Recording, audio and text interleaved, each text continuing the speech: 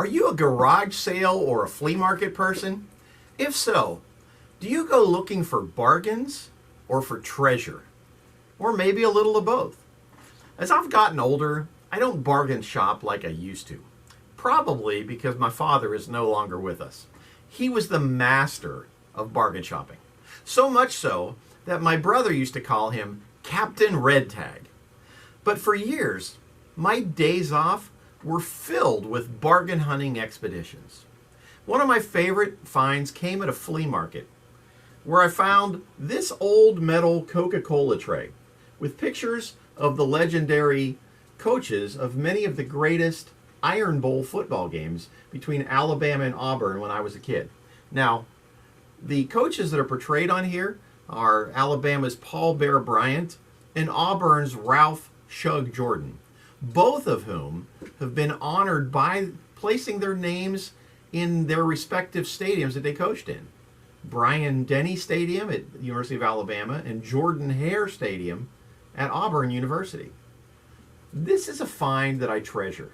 I think I found it for $2 at a flea market, and I found out later that these were given away. They were commemorative editions that were made for the final game between the two coaches that was held back on November 29th, 1975.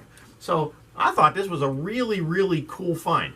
Now, obviously, somebody didn't care much about it because they were willing to sell it for $2. But to me, that's a collectible, as someone who loves the history of college football.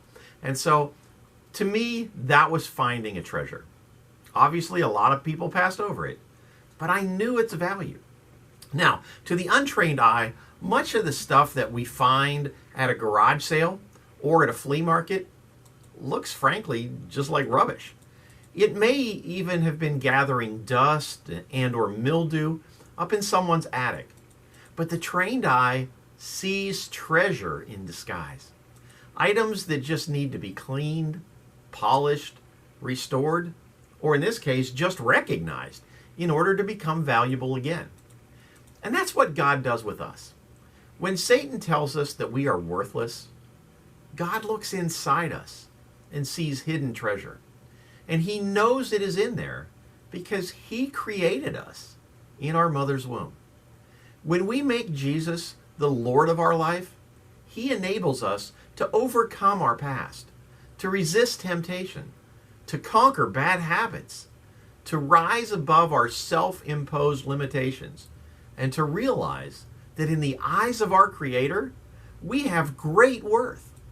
Pastor Sam Alberry writes, "It's actually worth saying something of God's unique creative capabilities in how each of us has been made. We should not take our existence for granted. We should not take one another's existence for granted. The human body is not just a human body. It is an extraordinary work of art by the God of all creation. It's a unique work of art. However we might be tempted to see ourselves, God actually sees us in a very different kind of way. He sees us as his own. We matter to the God of the universe." Now, the story is told of a man who went to visit a psychiatrist. And the doctor said to him, "I've diagnosed your problem.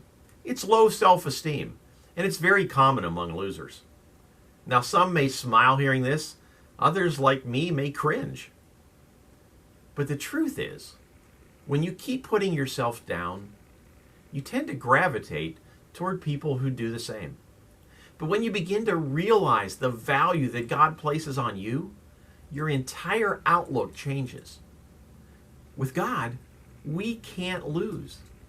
Even when we stumble, God is there to help us back up, to become stronger and wiser, and to move on to victory. When we see ourselves only as people who make mistakes and fall short, we're looking in the wrong mirror. Once we start seeing ourselves in the mirror of God's Word, we see someone who is being transformed day by day into the likeness of Jesus, as it says in 2 Corinthians chapter 3, verse 18. "And we all, who with unveiled faces contemplate the Lord's glory, are being transformed into his image with ever-increasing glory, which comes from the Lord, who is the Spirit.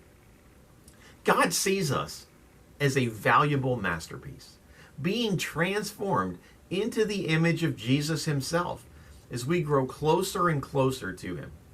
That's the process of sanctification, being set apart for God's special purposes in this world. So enjoy your treasure hunting trips. But remember, you are a treasure. Now that we know who the teams are for this year's Super Bowl, it's time to start gathering your food items and your dollar bills for this year's Super Bowl of Caring.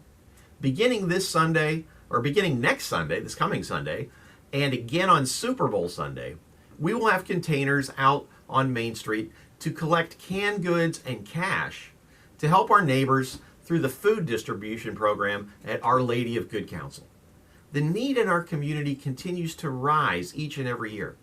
And earlier this month, I learned that there are more than 250,000 people in Northeast Florida alone who are living in food insecurity. They need our help. So please be generous and vote for your pick to win this year's big game. And remember, with your donations, everyone wins. And if you happen to live outside of St. Johns County, you can find out how you can participate in the Super Bowl of Caring wherever you might be. And you can find that information at tacklehunger.org. Have a great week, and look for me again this Friday when we share another Word for You Today.